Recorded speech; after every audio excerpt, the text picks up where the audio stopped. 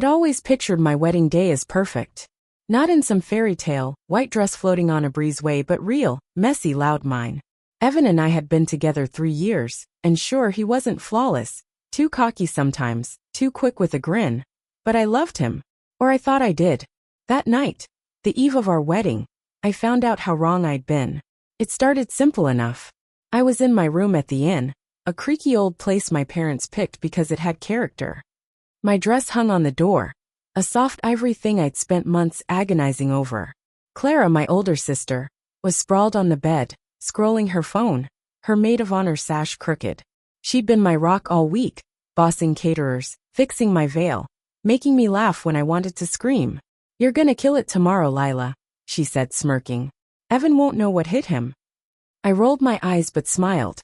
Clara had that way, charming, effortless, always stealing the spotlight without trying. I couldn't sit still though. Nerves maybe. Or something else. "I'm gonna check on Evan," I told her, grabbing my jacket. She waved me off, barely looking up. "Tell him not to sneak a peek at you. Bad luck." The inn was quiet as I slipped downstairs. Evan was supposed to be with his groomsmen, probably drinking too much and laughing too loud. I didn't plan to barge in. Just wanted to hear his voice, steady myself. I headed toward the garden out back where I figured they'd be. That's when I heard it. A low murmur, not the rowdy chaos I expected. I slowed, peering through the half-open gate. Clara was there. Not on the bed upstairs, but here, pressed against Evan in the shadows. His hands were on her waist, her fingers in his hair, and they were kissing deep, desperate, like they'd done it 100 times. My stomach dropped. I couldn't breathe, couldn't move. The world tilted, and all I could think was, this isn't real. This isn't happening. But it was. I stepped closer, my shoes crunching on gravel, and they jolted apart. Evan's face went white, his mouth flapping open like a fish. "Lila, shit, it's not." Clara spun, her eyes wide, then narrowing fast. "Oh God, Lila, wait," she said, reaching for me. I slapped her hand away. "What the hell is this?" My voice cracked louder than I meant. Evan took a step forward, hands up like I was some wild animal he could calm. "It's not what you think. We were just what?" I snapped. "Planning my honeymoon for me?" Clara's lip trembled, tears welling up. Her go-to move when she was caught. "Lila, please, it was a mistake. We didn't mean." "Don't." I cut her off. "Don't you dare lie to my face."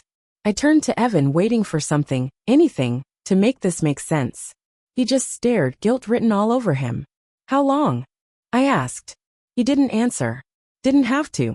The silence said everything. I wanted to scream, to hit them, to tear the whole damn inn apart. Instead, I laughed.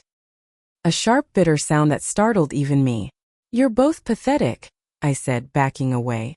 Clara lunged, grabbing my arm. "Lila, listen, we can fix this." "Fix it?" I yanked free, my nails digging into my palms. "You're my sister. He's my fiance. There's no fixing this." I looked at Evan one last time, his stupid, handsome face frozen in panic. "You're dead to me," I told him. Then I walked away, their voices fading behind me. Clara's pleas, Evan's stammers. I didn't look back. Upstairs, I locked myself in my room. My dress stared at me from the door, mocking me. I grabbed it, the fabric bunching in my fists, and ripped it. Sleeve first, then the bodice, until it was a pile of shredded ivory on the floor. My phone buzzed, Clara, then Mom, then Evan. I turned it off. Let them wonder where I'd gone. Let them sweat. I didn't sleep. I sat there, replaying it all, every smile Clara gave him, every time he'd brushed off my doubts. How long had they been laughing at me? Hours passed, the night stretching thin, and by dawn I'd made up my mind. I wasn't marrying him. Not after this. I packed a bag. Jeans, a hoodie, my sketchbook, and slipped out before anyone woke up. The wedding was set for noon. They'd figure out I wasn't coming when I didn't walk down the aisle. I drove to a friend's place an hour away, crashing on her couch, my head a mess. Later, she told me what happened. Clara stepped up. Took my place. Married Evan in front of all our guests. Like some twisted understudy stealing the lead role. Mom called it saving the day. Dad said it was practical. I didn't care what they called it. To me, it was betrayal squared. That was the last time I saw them, any of them, for years. I thought I'd left it all behind.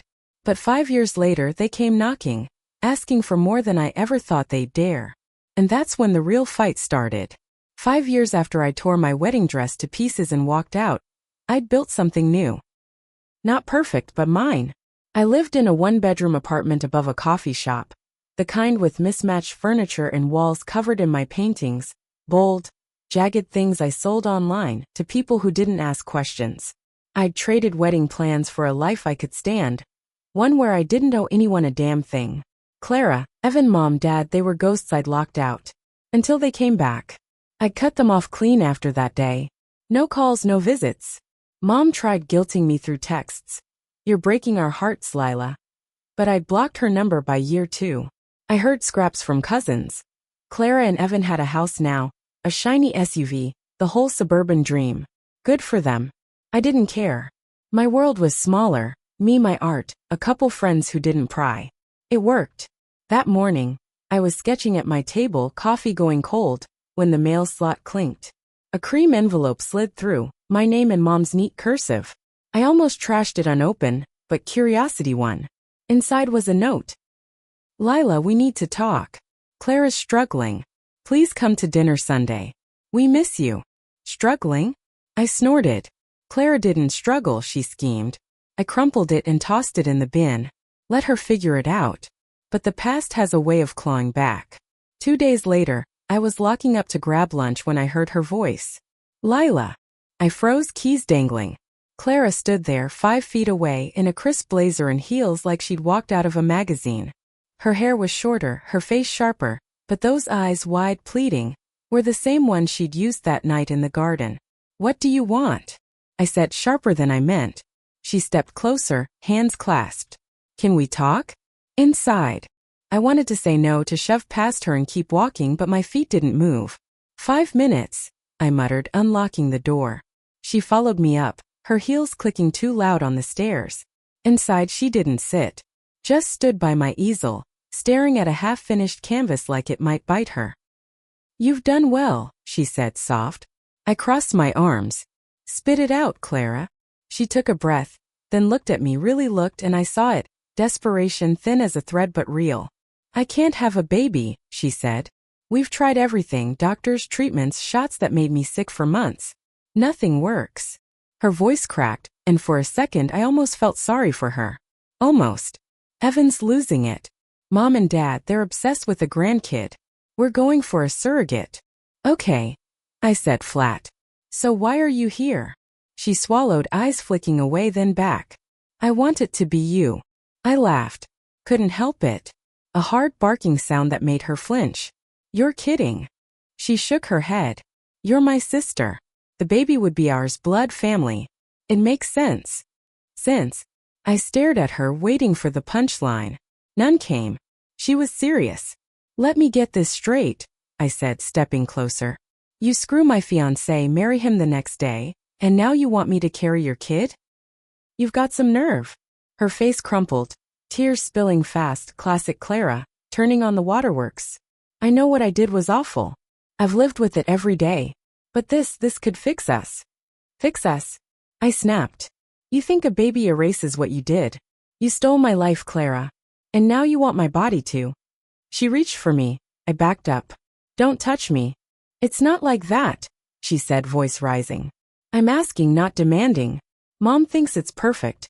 She says you owe us after everything. That hit like a slap. Owe them? For what? Surviving their betrayal. I clenched my fists, nails biting skin. Get out.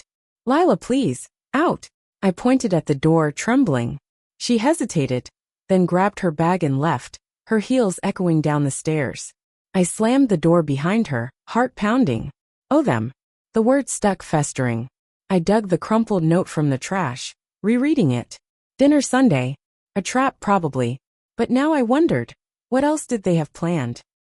I sank onto my couch, staring at an old photo I kept in a drawer. Me and Clara, kids, grinning at some beach. She'd been my hero once, the big sister who'd fight the world for me.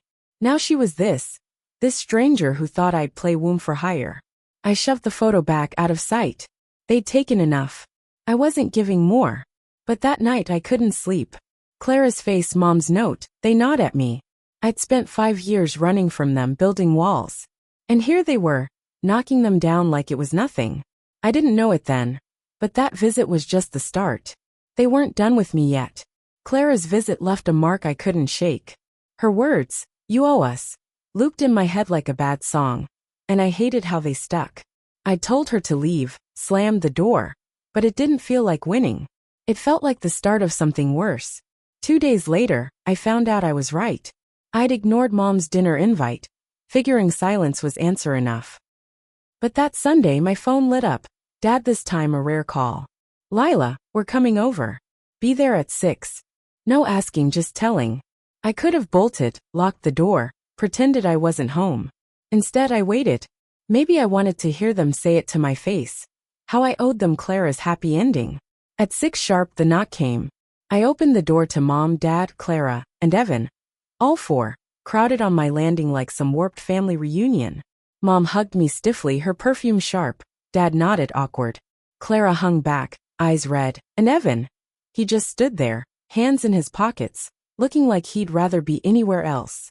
I let them in. My apartment suddenly too small. "Nice place," Mom said, eyeing my paintings like they were evidence of something. I didn't reply, just leaned against the counter, arms crossed. "So what's this about?" I asked, though I knew. Clara stepped forward, clutching a folder. Papers, probably doctor stuff. She looked thinner than last time, brittle. "Lila, I meant what I said," she started, voice low.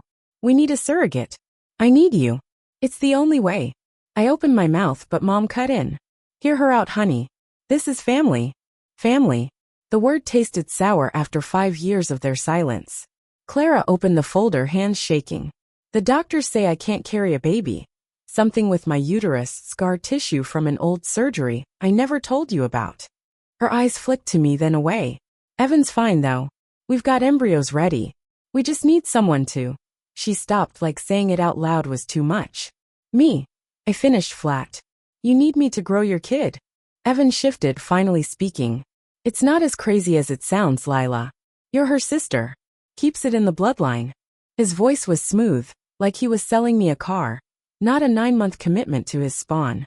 I stared at him, that old ache flaring up, the memory of his hands on Clara, his stammered excuses. "You don't get to talk to me like we're cool," I said. He shut up, jaw tight. Clara pressed on. "I know I hurt you. I hate myself for it. But it's bigger than us. It's a chance to heal." "Heal?" I laughed, sharp and cold. "You think I'm gonna pop out a baby to fix what you broke? You married him, Clara. My fiance. The day I didn't show up." She flinched, but I wasn't done. "And you?" I turned to Mom and Dad. "You let her. Threw me under the bus to keep the peace. Now I'm the bad guy for saying no." Mom's face hardened. "You walked away, Lila. Left us to clean up your mess." Clara stepped in because she had to. Had to. I almost choked. She didn't have to do anything. She wanted him. And you all pretended it was fine. Dad spoke up gruff. "Enough blame. This isn't about the past. It's about now. Clara's suffering. You can help her. Your family, act like it." His words hit hard, the old guilt trip trick. I'd heard it growing up. Be the bigger person, Lila. But I wasn't a kid anymore. "I don't owe you," I said, voice steady. "Not her, not you, not him." I pointed at Evan, who looked away. Clara started crying, quiet, ugly sobs. "Please, Lila. I'm begging. I'll do anything." I hated how part of me wavered, how her tears tugged at something buried. But then Evan opened his mouth again. "You owe me too," he said low. "You left me at that altar. I had to figure it out." I snapped. "You figured it out with my sister before I even ditched you." He went red, caught. Clara grabbed his arm, shushing him, but the damage was done. Mom stepped in, voice rising. "Stop this. You're wicked, Lila, turning your back on us. We raised you better." Wicked. It stung, but it also lit a fire.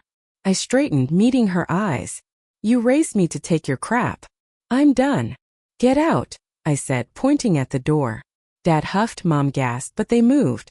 Clara lingered, clutching that folder like a lifeline. "Think about it," she whispered. "Please." Evan pulled her away, and they were gone, the door clicking shut behind them. I stood there, chest heaving, their words echoing. "Oh, them. Wicked." I grabbed a canvas and hurled it across the room, the frame cracking. They'd cornered me, twisted everything. But I wasn't caving, not yet. I didn't know then that they'd push harder, that this was just the warm-up. All I knew was I'd drawn a line. And they were about to cross it. After they left my apartment that night, I thought I'd won. I'd stood my ground, kicked them out, drawn a line in permanent ink. But winning's a funny thing. It doesn't always feel like it when the war's not over. Clara, Evan, Mom, Dad, they didn't quit. They regrouped. And a week later, they hit me with everything they had. It started with a call from my friend Jess. "Lila, your mom's been texting me," she said, voice tight. "Says you're dodging them, that Clara's a mess. What's going on?" I groaned, pinching the bridge of my nose. "They want me to be her surrogate." I said no. "Now they're recruiting spies." Jess laughed, but it was thin. "She's intense. Told me you're breaking her heart." I hung up pissed. Mom was pulling out the big guns, my friends, my life, anything to guilt me into yes. Then the emails came. Dad first. "Lila, this is childish. Call us." Then Clara, a novel-length plea. How she couldn't sleep, how Evan was distant, how I was her last hope. I deleted them unread after the first line. But the real kicker? Evan. He sent one sentence. "You're tearing us apart again." Again. Like I'd been the one sneaking around 5 years ago. I blocked them all, but the pressure was a vice, tightening daily. I tried to work. Painting usually steadied me, but my hands shook too much. I kept seeing Clara's red eyes, Mom's accusing glare, Evan's smug face. Jess suggested I leave town for a bit, clear my head. I almost did. Then Mom showed up at my door Friday night, alone, a casserole dish in her hands like some peace offering. "Let me in," she said, firm. I sighed and stepped aside. She set the dish on my counter, then turned, arms crossed. "We're not done talking." I leaned against the wall, bracing myself. "I am." I said no. She ignored that. "Clara's falling apart. Evan's talking divorce. They need this baby, Lila. You're the only one who can save them." Save them. I clenched my jaw. They made their mess. Not my job to clean it up. "You don't get it," she snapped. "Family sacrifices. I sacrificed for you, years of it. Now it's your turn." Her voice cracked and I saw it. Real pain, not just manipulation. But it didn't change facts. "You sacrificed for Clara too," I said. "Let her wear my dress, take my groom. Where was my turn then?" She flinched but rallied fast. "You ran. We had no choice." "No choice." I laughed bitter. "You had a choice. You picked her. Now you want me to fix her life with my body. Pass." Mom's eyes narrowed. "If you don't, you're out. No more family. We're done with you." It wasn't a bluff. I saw it in her face, the ultimatum she'd been building to. I froze, the weight of it sinking in. Out. No parents, no sister, no ties. 5 years of distance was one thing. This was a guillotine. Before I could answer, my phone buzzed. Clara. I ignored it, but Mom didn't. "She's downstairs with Evan. They insisted on coming." Great. Ambush round 2. Minutes later, my door opened again, and there they were. Clara, tear-streaked, Evan, stone-faced. The room felt like a cage. "Lila, please," Clara started, voice raw. "I'm losing everything. Evan's checked out, he blames me for this. A baby's our last shot." Evan nodded, arms crossed. "She's not wrong. We're done without it." I looked at him, that old rage flaring. "And you think I'll save your marriage? After what you did?" He shrugged, cold. "You owe us a fresh start." "Owe them." There it was again. I snapped, rounding on all 3. "I owe you nothing. You," I jabbed a finger at Clara, "stole him. You at Evan. Betrayed me before I even left. And you. At Mom. Let them, then blamed me for it. 5 years. And you still act like I'm the villain." Clara sobbed louder, but I didn't stop. "You don't get my life. Not my choices, not my body. I'm done being your doormat." Mom stepped forward, furious. "You're selfish. Wicked." That word again. It broke something loose. "Selfish?" I yelled. "You're the selfish ones, guilting me, threatening me, dragging me back into your mess." I grabbed a framed photo from my shelf, me and Clara, kids, smiling, and smashed it on the floor. Glass shattered and they jumped. "That's what's left of us." "Nothing. Get out." Evan grabbed Clara's arm, pulling her toward the door. Mom lingered, eyes wet. "You'll regret this," she whispered. "Maybe," I shot back. But I won't regret saying no. She left, the door slamming behind her. I stood there shaking, glass crunching under my feet. They were gone for good maybe. I'd picked me over them, and it hurt like hell, but it felt right. I didn't know then how far they'd take it, how they'd twist the knife one last time. All I knew was I'd fought. And I wasn't bending. The night I smashed that photo and kicked them out, I thought I'd cut the last thread. Clara, Evan, Mom, they'd stormed off and I'd stood there, glass at my feet, feeling lighter than I had in years. I'd chosen me. But freedom's tricky, it comes with echoes and theirs didn't fade easy. Months later I learned what my choice really cost and what it gave me back. The first weeks were quiet. Too quiet. No calls, no emails, no surprise visits. I'd half expected Mom to show up with more threats, or Clara to send another sob story. Nothing. Just checked in, said she'd heard Mom was telling people I'd abandoned them. Fine by me. Let them spin it, I was done playing their game. I threw myself into painting, churning out canvases faster than ever.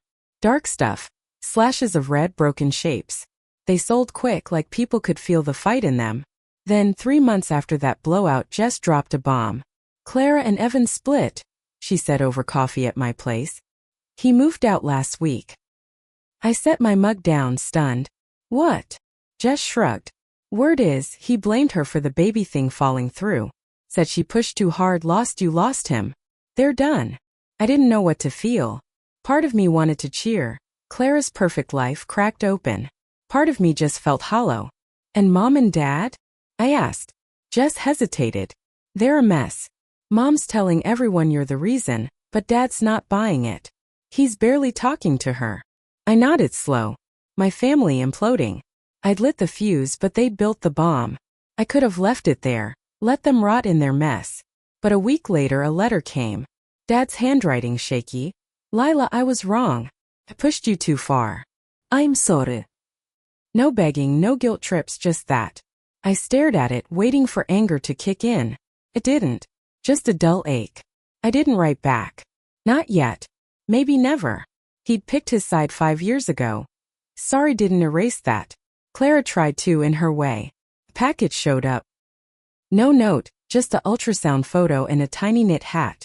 Jess dug around, found out she'd gone with a different surrogate. An agency, some stranger. The baby was due soon. I held that photo, tracing the blurry shape. My niece or nephew tied to me by blood but not by choice.